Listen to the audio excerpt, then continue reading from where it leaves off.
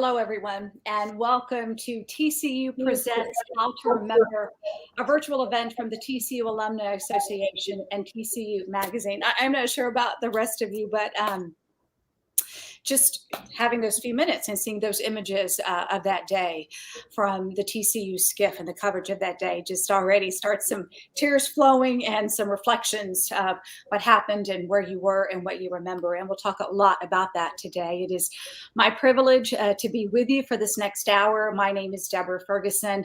I am the morning anchor of NBC5 Today, 4:30 to 7, Monday through Fridays. I'm the moderator of this discussion. And most importantly, perhaps for this audience, a Horned Frog alum. And on behalf of everyone involved in today's discussion, we do thank you for taking time to join us as we reflect on the events of September 11th. We'd hope to come together in person, but obviously the circumstances surrounding the current crisis and the coronavirus have brought us together virtually. And we do appreciate the fact that you have taken time to be part of this discussion. 20 years have passed since that awful day. It was a day that changed us. It changed us individually. It changed us as a country. And in fact, it changed the world in so many ways. On the one hand, it feels like it was forever ago, but in some ways, it still feels like that day is very permanent, that we can go back there in a second and be stuck in time. Most of us of a certain age can remember where they were on September 11th when we first heard that the planes had struck the World Trade Center, the Pentagon, and then crashed in that field in Pennsylvania. These are intensely personal memories. They are full of our loved ones, our surroundings, our fears, and our individual projections of what the future might hold. Though most of our memories do veer toward the traumatic, there are stories of hope and there are stories of togetherness from September 11th too. TCU alumna and groundbreaking pilot Beverly Bass has one of those stories. Beverly Bass, you need to know her name. She is a very important figure. She was the first female captain for American Airlines, a history-making woman. And on that day, September 11th, she was flying a jet from Paris to Dallas when it was diverted to Gander, Newfoundland. She and everyone on that plane then spent a week in Canada, and they were treated like family by the people there in Gander. Her story is now the basis of the hit Broadway play, Come From Away. Beverly had hoped to be with us today, but she was unable, but she did want to share this message. Greetings, my fellow Horned Frogs. I'm sorry we can't all be together for the panel. Everything seems to be virtual today, seems to be the sign of the times. The 20th anniversary of 9/11 is fast approaching. I was a captain on a 777 for American Airlines on that day. We were en route from Paris to Dallas. It was about a 10-hour flight. And right over the middle of the North Atlantic, the co-pilot and I were notified on the aircraft radios that one of the towers had been hit. Shortly thereafter, we learned the second tower had been hit and all of the U.S. airspace was closed. So we diverted to Gander, Newfoundland. We landed in a very unique place. I realized right away that the town was unlike any other that I had ever been to. We were on the airplane for 28 hours before we actually got off. And when we walked into the small terminal, it was lined with tables and tables of food. We were nearly 7,000 passengers and crew that showed up in a 3-hour time frame unannounced. We nearly doubled their population, which was 9,400 people at the time. And we stayed for 5 days. When we left Gander, the mayor said it so perfectly. On day 1, we greeted 7,000 strangers. On day 3, we had 7,000 friends. And on the last day, we said goodbye to 7,000 family members. On the 10th anniversary, I went back to Gander with my husband, and the playwrights were there, David Hine and Irene Sankoff. They asked if they could interview me, which I agreed to. The interview lasted 4 hours. And 4 years later, we were invited to the world premiere of Come From Away, which opened in La Jolla in the summer of 2015. Come From Away is now playing all over the world. There are 5 casts in 4 countries on 3 continents, playing 8 times a week. And as a matter of fact, it'll be coming to the Bass Hall in October. So I hope to see some of you there. It'll also be at Dallas Fair Park in March. Thanks and hello to everyone. And let's remember our fallen on the 20th anniversary of that tragic day. If you ever get a chance to spend some time with Beverly, definitely do that. And, as we kind of move forward in the program, some of you are probably thinking, wait a minute, Deborah, you're talking and talking. You've got a couple of other people there with you. I'm not ignoring Meredith Kasimis or Ron Pickock. We will hear from them in just a moment, but we did want to set things up a little bit for you as we move through this program. Beverly talked about, being in the air on September 11th, and I was on the ground on a motorcycle on September 11th. My husband and I had decided to take a motorcycle trip, and our destination was Santa Fe. And it was the morning of September 11th, and we were in Taos. And he came back to the hotel room, and he said, "Turn on the TV." He said, "Something's going on." And you remember that day immediately because of the images that stay with you. And as a news reporter, my job is to tell stories, to get information to our community. And I called the newsroom and I'm like, what do I need to do? Can I get back? I'm on a motorcycle and planes are grounded. And the answer was, stay where you are, get home safely when you can, and call us when you get back. But it was an eerie day. So many people, as you heard from Beverly there, stranded in different places and glued to TV sets to watch the coverage. In fact, the research from Nielsen found that September 11th was the most memorable moment in television history, twice as impactful as the number 2, which was Hurricane Katrina. The TV memories, of course, are things we can all share. At some point, September 11th did become a collective story. Our personal narratives combined, and we banded together as a people and as a country. We mourned together, and eventually we tried to move forward together. But the pre-9/11 world, we all remember, was never quite the same. No one was unaffected by what happened on that day, but some lives were altered much more than others.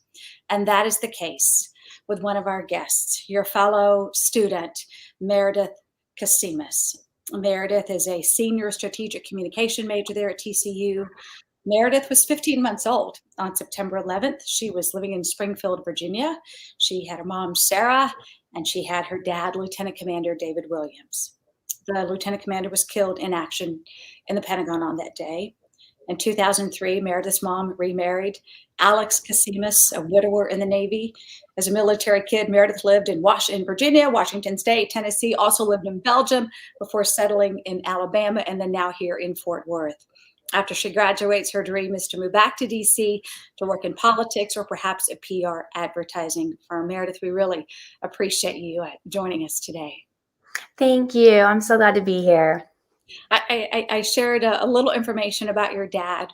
What do you know? What do you want us to know about him?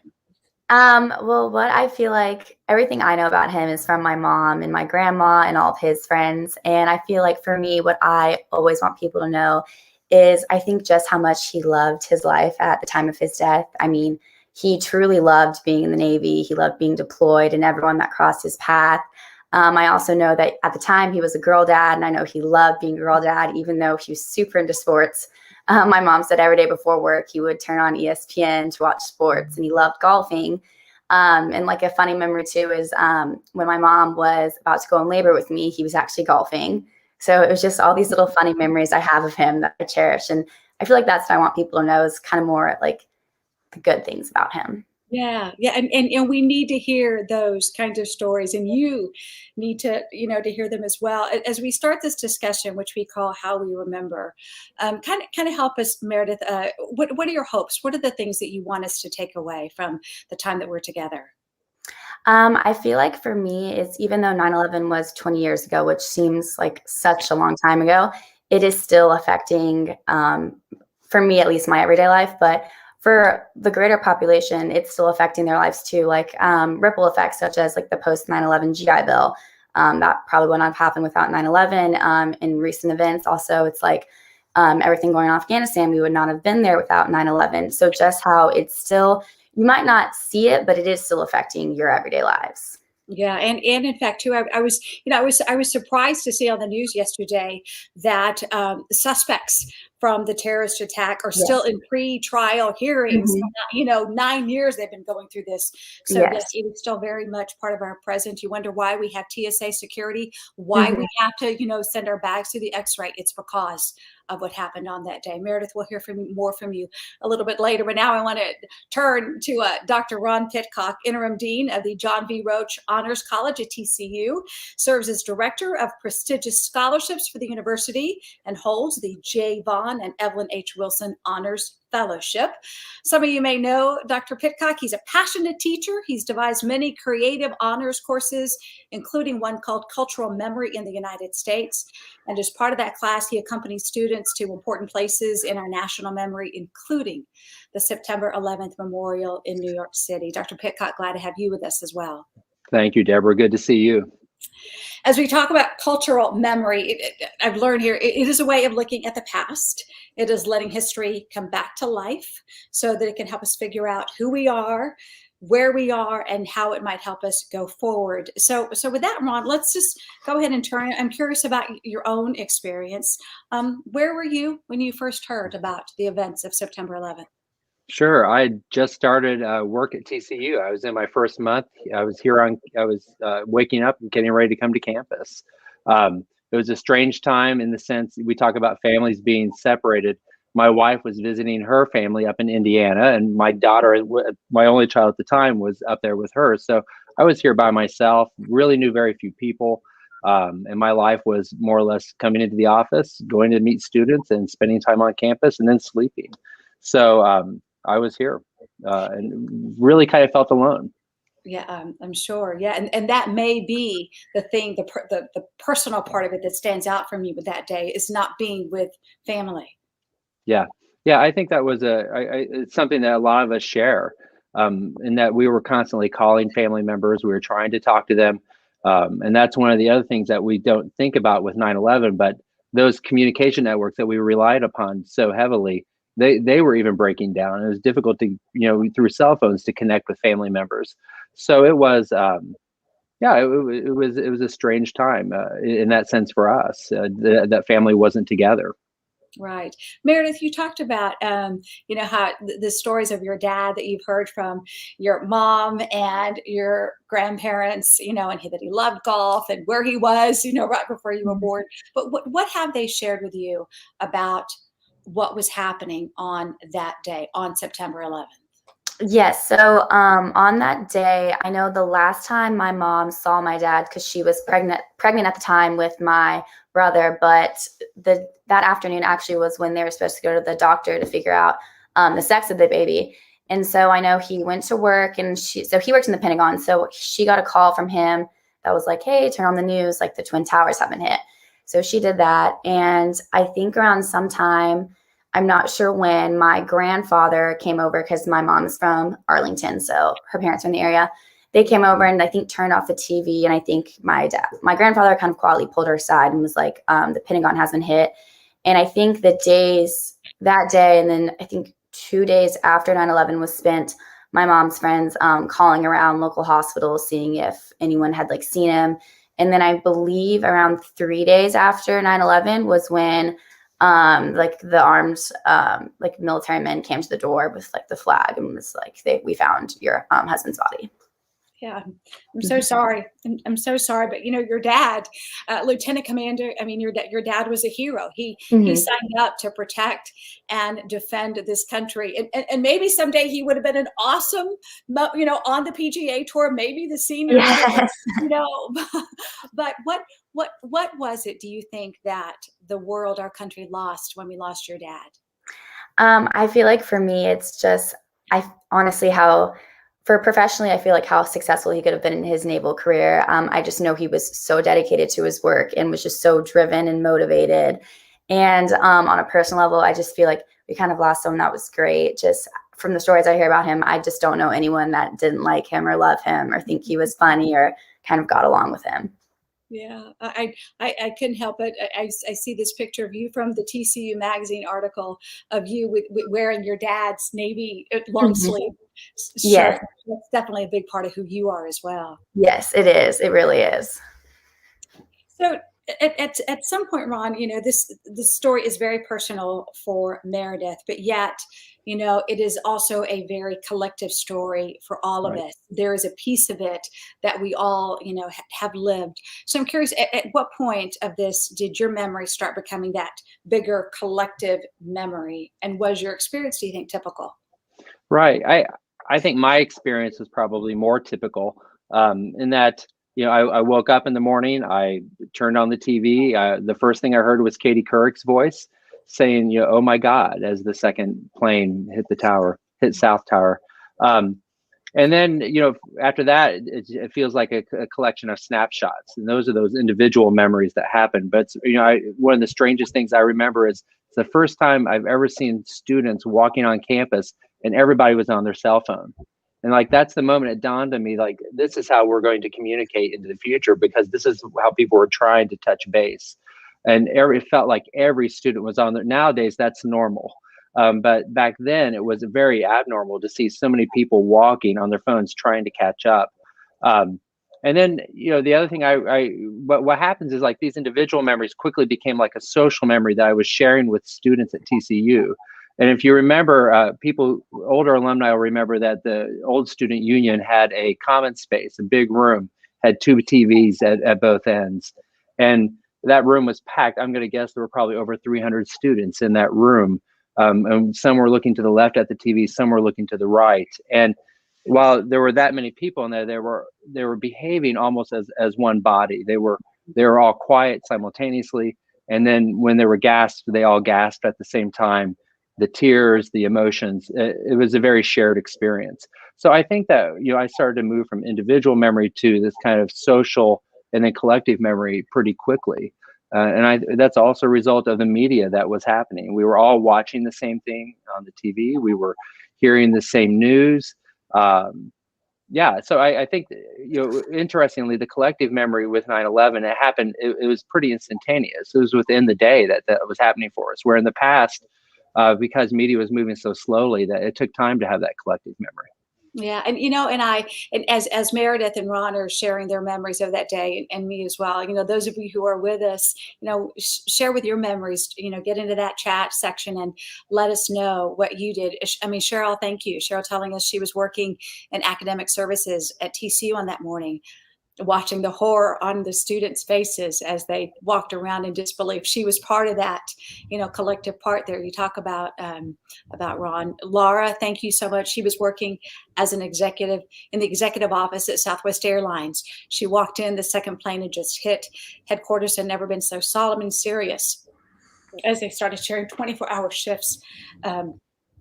On that day, as you, and I think it's good to have these kinds of discussions to share, because obviously, Meredith, obviously it touches you so personally because of the loss of your father.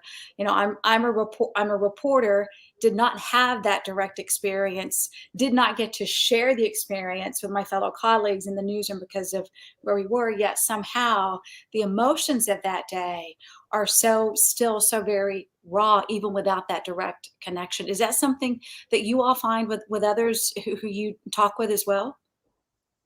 I know for me, at least my generation, I feel like we're a little more far removed from it. For me, the stories I get with sharing with my friends and peers, it's more the stories they have from their parents. Like, it's not really, because we don't have memories of that day. Yeah. So Ron, you take, as part of your class, you take students to that national memorial. And as Meredith points out, they weren't alive. They don't have that, real life experience that others of us do. So what is it like for them? What are the things they want to know, and how do they process the importance of this? Yeah, it begins, working off what Meredith is talking about. I think some of their first questions are what happened. They know that something big happened. They know that it was large. They know that it was life changing, but they really don't understand it. So we have to read text just to kind of understand the history of this. And once we start to understand the history of it, that's when we start to really that's when they start to try to understand, well, what did this do, and why did this happen? But more importantly, how did it impact us? Because they're starting to realize that there's multiple levels of trauma that exist as a result of this. And And then that just unpacks a whole series of questions about who were these individuals, who were the heroes, what is it that motivates a fireman to look upstairs and to convince themselves that I can carry 200 pounds of equipment up the stairs, 67 floors. I think some of the most important aspects of them learning, though, is the first person narrative, and that's where we can study it in history and we can study facts, we can look at video, but talking to someone individually whose life has been impacted by this, talking to a responder and hearing their story and what they experienced and what it was like in that moment, that's when it moves from being a historical event to something that's very personal. Mm-hmm. And that's when the students begin to feel responsibility to carry this memory and understand that their life is forever shaped by this, and they have a responsibility to remember. Yeah, as you were talking, I was thinking about how, as Meredith pointed out, I mean, a lot of students, weren't alive. They don't know, they don't have the images and the memories that Ron, you and I do. Not that I'm dating us or anything, but I can relate to that because I was not alive when JFK was assassinated. So my husband was, and he tells stories about what it was like in their school when, teachers were crying and, and I don't have those experiences. But yet I understand the importance of that day and what it meant and can read about it and how it changed, our country. So I think that may be a good analogy there. Tracy Williams is with us now. Tracy, thank you so much for sharing this, telling us that she remembers the second tower fall while she was in the TCU student union, that room you talked about, Ron, trying to connect with students in London and creating safeguards there and having a raw voice from crying that it couldn't even talk to students. Tracy, thank you so much for what you did that day to try to connect to those students. And I think we saw that in that video that we presented of the TCU, of the Daily Skiff. I think I saw a headline in there that said the TCU students were all okay. But when you don't know, when you can't connect with people and find out, your mind is left to wonder and worry. Yeah, there it is. Thank you for putting that back up. Meredith, I'm curious, when are you okay talking about this? Yes. And honestly, I kind of credit my mom for how well I am okay with talking about it, because she has done such a great job of, when I'm growing up, when we talk about 9/11, to also bring in the good memories of my dad and the good stories of my dad. So I feel, obviously there is some times where it is hard for me, but overall I am comfortable talking about it just because of the way I talked about it with my family and how it was never taboo for us. That's good. That's good. You talk about, there are times where you are uncomfortable about it, and that, TCU magazine, I know that I read that when you were in rooms and places where that the video of the planes going into the World Trade Center towers and the Pentagon, when those are going to be played, that's one of those moments of discomfort for you. What do you do? Yes, exactly. For the most part, it mostly was in grade school when you'd have your history day on 9/11, not so much in college, but that would just be one of those things. If the teacher was aware, normally I would get an excuse in class, but if the teacher was not aware and I went into the class realizing this was going to happen, I would normally just leave the room, and then after class just kind of be like, I'm sorry, I just was not comfortable watching this. Mm-hmm. Yeah, I'm sure people understand. Even that is something that we talk about in our newsroom. And of course, my station is owned by NBC Universal. And, just the other day, we got our guidance on how do we handle our stories about September 11th and what is the video that we show. And I asked one of my managers before I started, I'm like, can I share this kind of information? Because I think people are curious. How do news organizations handle it? And, it says that it is permissible to use brief images of the planes crashing into the towers and the towers collapsing.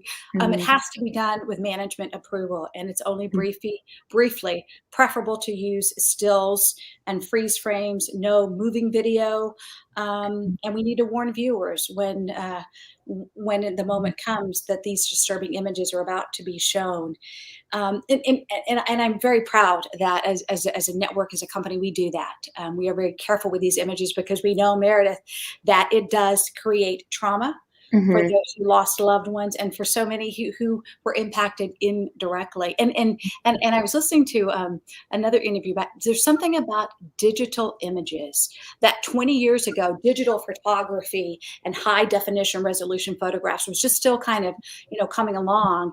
And in newsrooms, as pictures were coming back in, these digital images, these producers, these editors, these photo editors, photographers were really seeing faces of people, whose lives were lost. And, that is traumatic as Mhm. well. Is that something, Ron, that comes up in your classes that you discuss with the images, the video, the pictures? Yeah, we actually try to avoid a lot of the images and the pictures. Probably the most difficult text that we work with is the documentary 9/11 that was filmed by the two French brothers. And if you've never had a chance to see it, it really does kind of capture what that day was for the people who were in the building, because one of the brothers is on the street filming, and they're one of the first with filming firemen, and they're one of the first groups to actually go to the building. He's filming inside one of the towers. But we have to have conversations about what are you going to see, how could this make you feel, and we also have to be open to the fact that it's okay to step away from it. But seeing, it's I think it's more powerful for them to see what firemen were facing, and to hear their voices, and to see their bravery.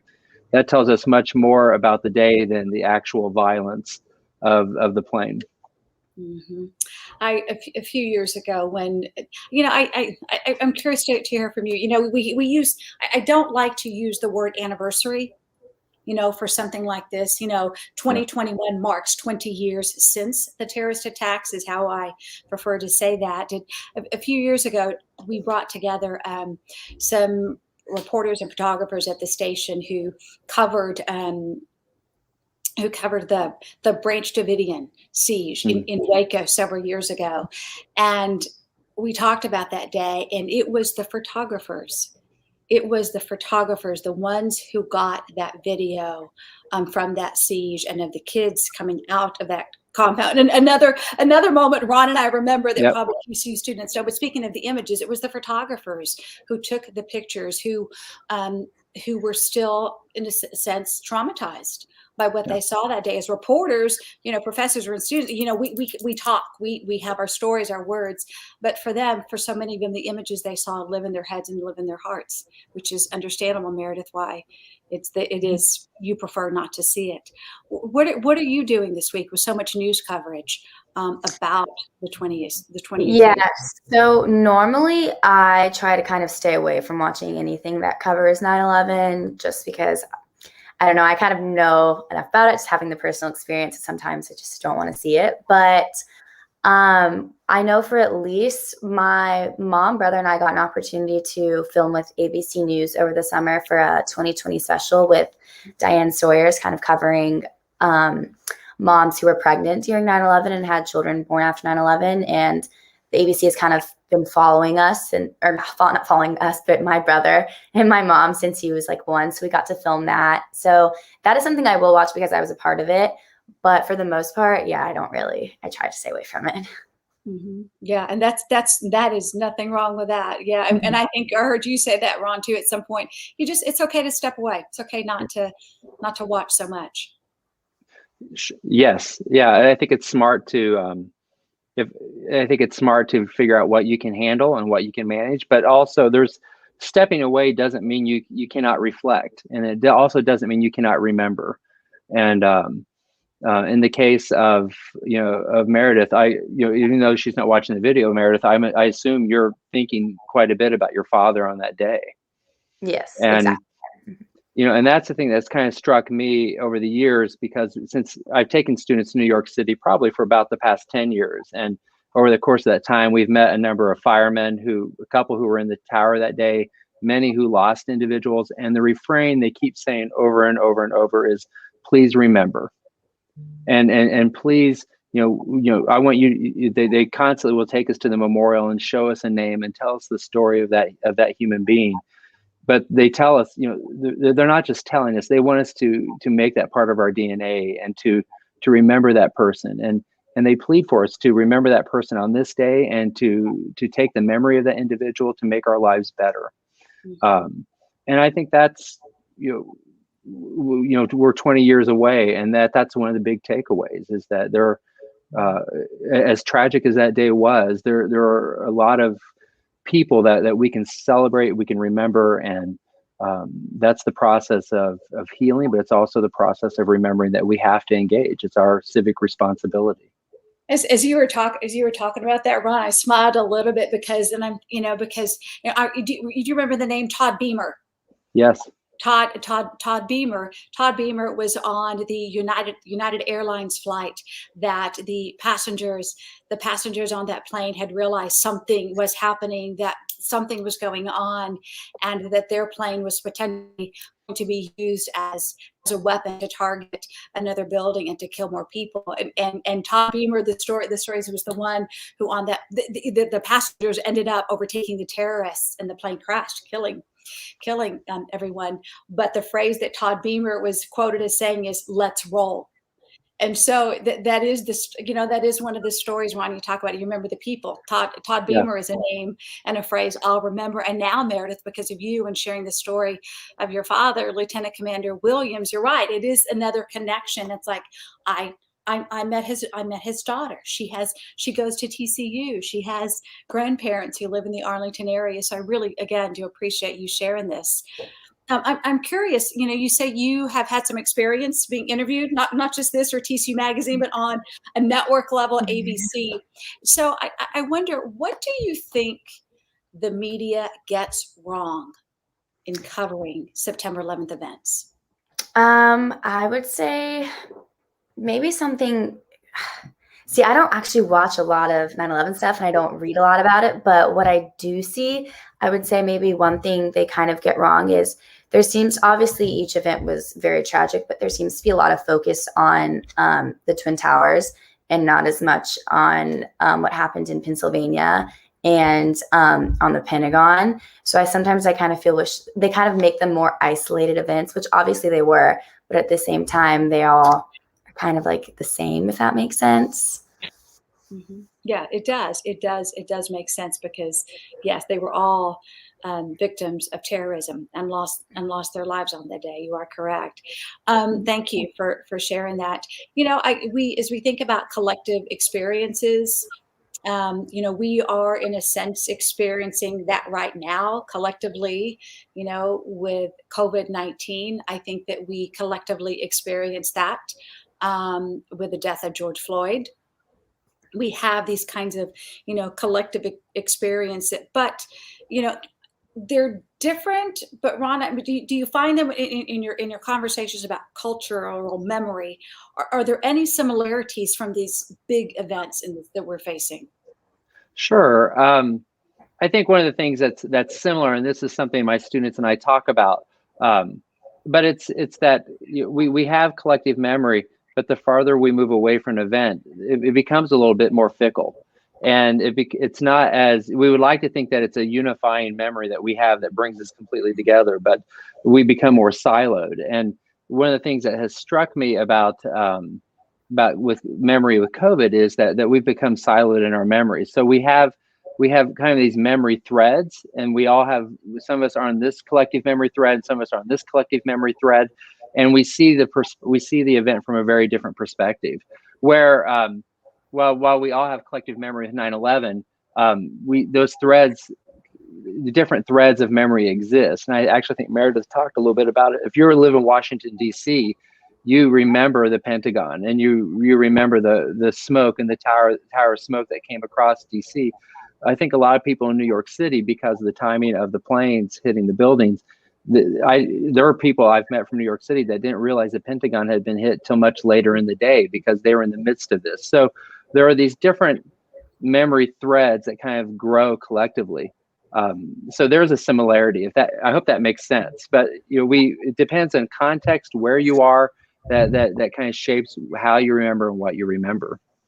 Yeah, that's a very good point. How Meredith, when you talk to your classmates, it's not like you go and say, I would assume that you wouldn't, that you go say, my dad was in the Pentagon on September 11th. My guess is, Meredith, that's not something you just kind of come out and say. Yeah. So how does it come up in conversation with you? And when you do share that, what's the experience like for you and for those who hear your story? Well, honestly, for one, I normally, my close friends don't really know. It's not really something I talk about. And it actually doesn't come up until I'm describing my siblings, because when my dad adopted me when I was 3.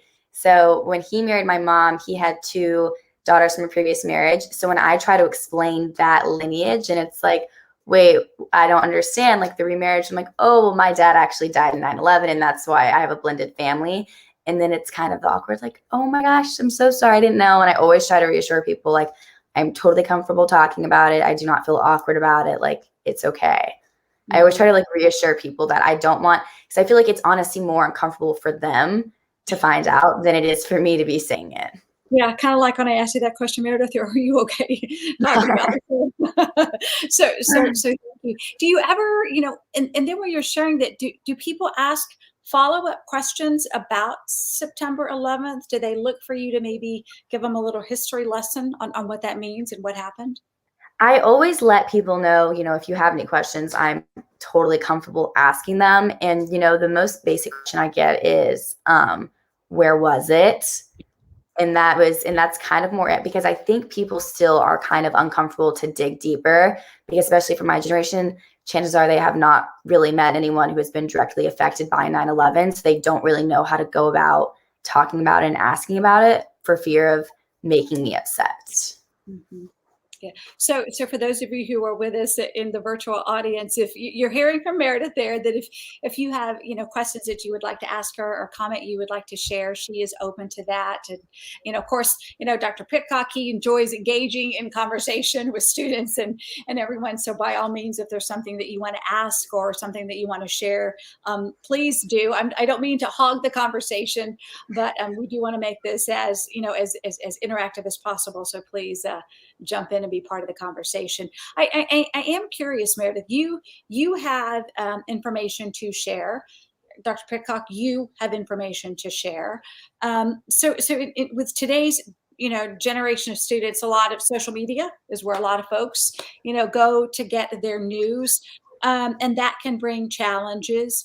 So how do you go between facts and commentary? Do you have a go-to source? And you don't have to say NBC5 Today. That is A-okay. I totally understand.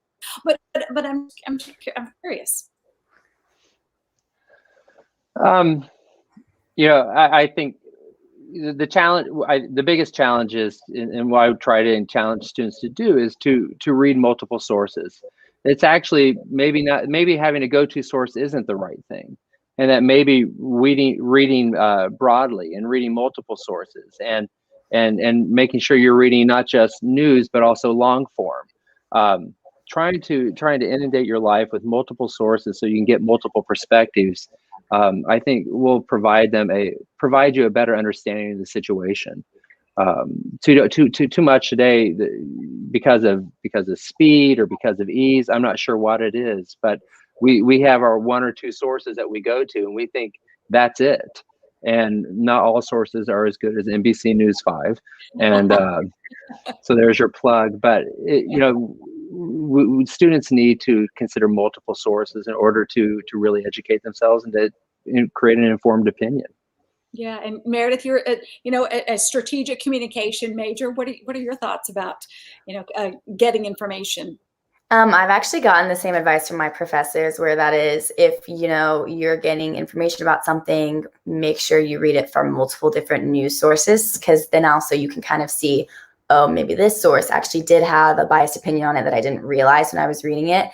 And especially being a political science minor, a lot of times when I'm citing sources for a factual paper, I have to be very, very careful that I'm not citing like an opinion piece. Mm-hmm. Mm-hmm.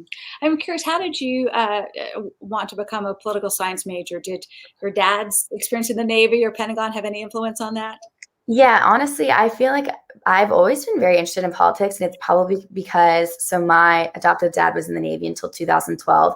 So everything that went on with the government kind of affected my everyday life, like where I lived, like my dad's job. So it was just kind of natural that because it affected me, I got interested in it. Yeah, yeah. You talk about everyday life, and I think you mentioned this too, Meredith, about the ripple effects Hmm. from that day 20 years ago. And I mentioned, like, for instance, when we go to the airport to catch a plane, we have to go through, security now, and we can't, we're limited on the size of liquids we can take through the X-ray machine. What are some other things that have continued to impact our lives 20 years later? I feel like for me at least, I mean, it could be anything. I go on Facebook and I see like, oh, my maternal grandmother and my aunt kind of posting something about my dad, or even here at TCU, I'm on the post 9/11 GI Bill, and that's every semester I have to reapply for my benefits to make sure it's getting paid for. Hmm. Yeah, Ron, what bubbles up for you? Um, the thing that struck me, one of the snapshot memories I have on 9/11 was the picture of the Congress standing on the steps of the U.S. Capitol, singing "God Bless America." And um, I wish we would. I wish we could return to that moment, because that moment demonstrated so much unity. And really, today, I don't know that. I wonder what it would take to get our leaders to join together on steps and stand next to one another. So, I kind of look at the past 20 years, and I find myself asking, how do we come from that moment of great unity and to a world where we're so divided? And that's a complex. It's a basic question to ask, but it's a really complex question to answer, and I don't have the answers. But that's where I find myself reflecting. It's not so much the day-to-day events as much as it is the grand scale of who we are, and what does our country represent. Yeah, that's true. And I think too, I mean, patriotism after that, just, soared with so many young Yeah. men and women saying that they wanted to join the military to defend this country. That was another big ripple effect from it. Yeah. Mary, will you explain about the post GI Bill for those who don't know? Yes. So, to my knowledge, and I could be getting this wrong because my parents always have to explain it to me, the post 9/11 GI Bill basically states, I forget exactly like what the exact credentials are, but if you were in the military, it used to be before 9/11, if you had a GI Bill, and say you didn't want to use it on yourself, but you had 3 children, one of your kids could get your GI Bill and would pay for all the benefits of their college, but the other two could not use your GI Bill. And the post 9/11 GI Bill basically says that um, if you still have GI Bill benefits that you did not use and you have 3 children, all 3 of your children can use it. I think, to my understanding, that is what it is. Okay. Well, I don't have any direct knowledge of that. So yes, Meredith, thank you for at least giving us that little bit of information.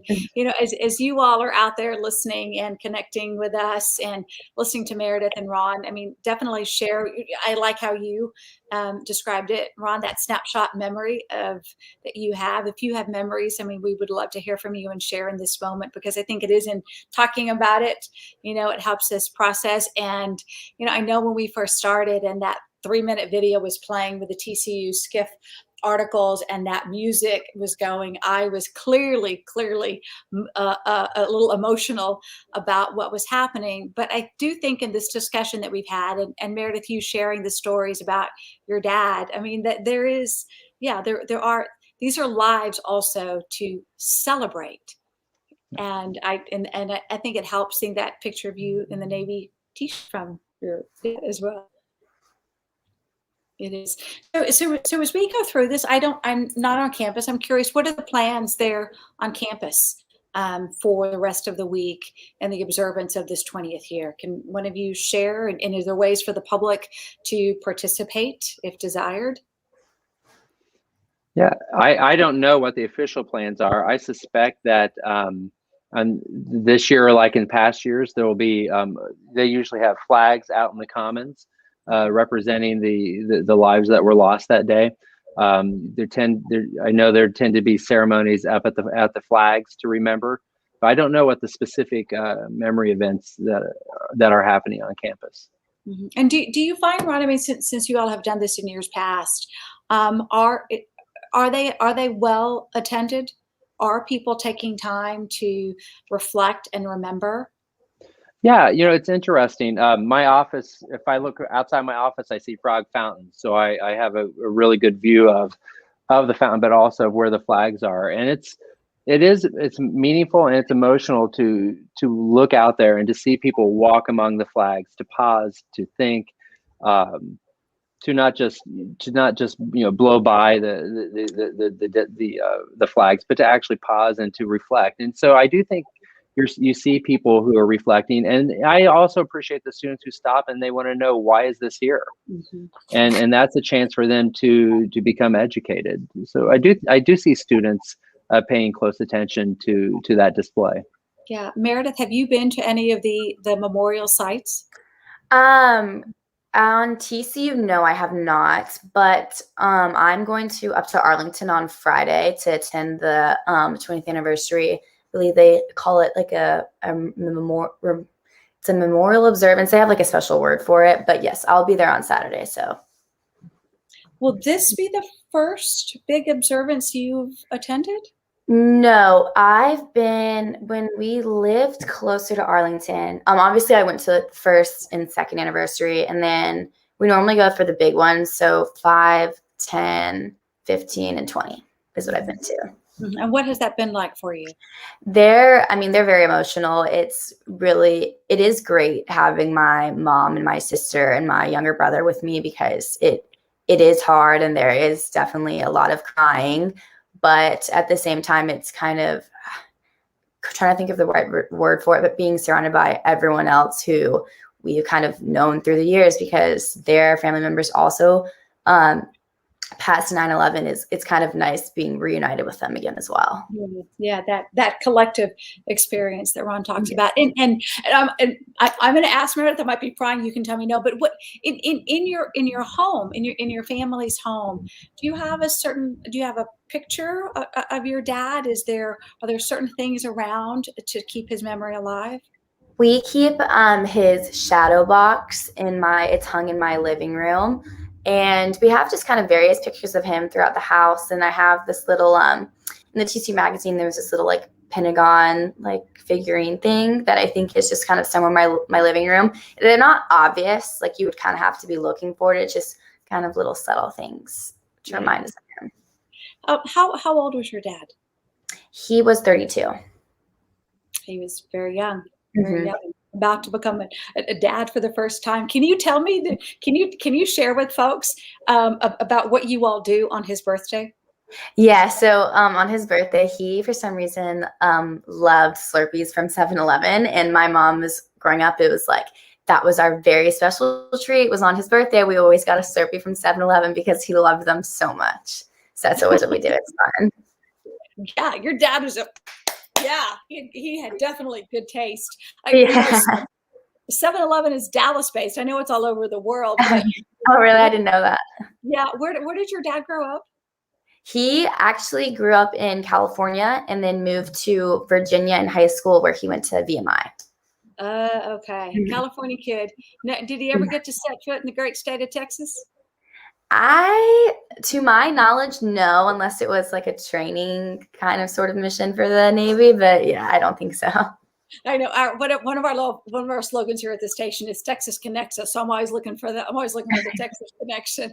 I was asking Ron earlier. You may have heard about what are the plans on campus this week to mark 20 years since September 11th, and I understand now that TCU plays the Golden Bears on September 11th this year. There will be a flyover, a large American flag on the field during the national anthem, and flags will line our facilities. So that will be a beautiful tribute to what happened 20 years ago. And it's interesting, there's like Associated Press guidance on how we refer to this date and the way we write it, usually 9/11. But for some reason, I prefer to say the date, the month and the date, September 11th. September 11th. I don't know why that is, but that is important to me as opposed to just abbreviate it 9/11. Maybe because it's too similar to 7/11. I'm not sure, but Ron, can you play head games with me there and dive into my head and tell me what might be going on? No, but I'll tell you that I also prefer September the 11th. Just because that's what it was. You know, you woke up and it was September the 11th. I feel like the 9/11, for me, it's too close to the fact those are the numbers that we would call for emergency, right? 911. And I also feel like it does a disservice to abbreviate it. You know, it was September the 11th, 2001, and that's the day, and that's the day that we'll always remember. I prefer. I don't prefer the abbreviation either. Yeah. Okay. We're kind of like-minded. Meredith, does either? I agree. I agree with y'all. I like September 11th better. I prefer it. Good. Then when it comes to Meredith, we're on the right side of things, Ron. I appreciate it. We do have a couple of questions, and I think, Ron, you may have discussed this a little bit, but when you described that snapshot that you remember of Congress, you know, members of Congress standing on the steps, very unified, and singing "God Bless America," and that is an image. And who knows? Could we ever see that kind of unified show of support again? So I'm not a political scientist, so I don't know that I can answer that question, except that I hope so. I hope so, because I think one of the takeaways of September the 11th is that that we need to work to celebrate the things that link us, that we share, to build on our similarities, and to not let the things that we disagree on divide us. So I would hope that that would be one lesson we would learn and we would remember on 20 years out, and maybe find a way to embrace that and to model it. And I think the Congress would be a great place to see that happen. So I'm hopeful. Meredith, are you familiar with that snapshot that he has? I actually am not. I've never heard of that before. That's okay. Something to look for a little bit later. Somebody has also asked me, I guess I've been like a little teary-eyed through this. How do I process my own trauma response while covering breaking news? Oh, goodness. Yeah. Thank goodness we're almost out of time, right? I'll tell you, people will often ask, because sometimes it's tough what we cover, on the news. And it was tough then. It's, tough now. And, there are days that you just go home and you're kind of like, I just kind of want to crawl in bed and be in my little shell. And I do what you do sometimes, Ron and Meredith, I don't watch the news. I take a break, Thankfully, when we've had, several traumatic incidents that we've had to cover here lately. And we have a management team here at the station that will, make, counseling available, people to talk to, and really encourage us to have conversations and to avail ourselves of the support systems that our company does, provide, because you do carry it with you. It's not something that, how do you talk about it? How do you do it? No, I live here. I live here. I know people, I have friends, and, we feel too. And we cry too, and we bleed too. And so thank you very much for that question. And I do appreciate that. We have a few more coming in. And one of them, again, is for you, Ron. Do you remember when you had to change your approach to talking about September 11th with students, as their memories have become more faded, or even in some cases now non-existent? Sure. I'm teaching the course this semester, and I was teaching a poem by Seamus Haney, and some students said, "How can I know about 9/11? I was in utero when this happened," and so that's the moment where I felt really old. But I noticed that the real difference is when there are students who remember being at school, and they remember parents coming to pull them out of school. So they have an awareness that something happened. And then it's probably, I'm going to guess, maybe 4 years ago, students no longer had that memory of being in school and being pulled out, or having that teacher tell them something. And so I think probably about 4 years ago, we had to change to this idea of, I had to add a class where we talked about, okay, this is what it was. And the approach there is to talk about how the history books teach it. And how they teach 9/11 from a very factual basis, and then we have to spend weeks unpacking it and demonstrating that there's much, much more to it than how history presents it. But probably about 4 or 5 years ago is when we stopped having students who remember being in that classroom space and being taken home. Mm-hmm. You mentioned, Ron, that French documentary. Yeah. Are there other resources? Are there other things that you think people should, read or watch if they do want to know more about what happened? Yeah. I love literature and I love reading, and so I appreciate looking at how authors wrestled with the trauma and what we were feeling during that time period. So one of the books that I think is a very much a 9/11 book, because the main character is a young child whose father dies in the towers.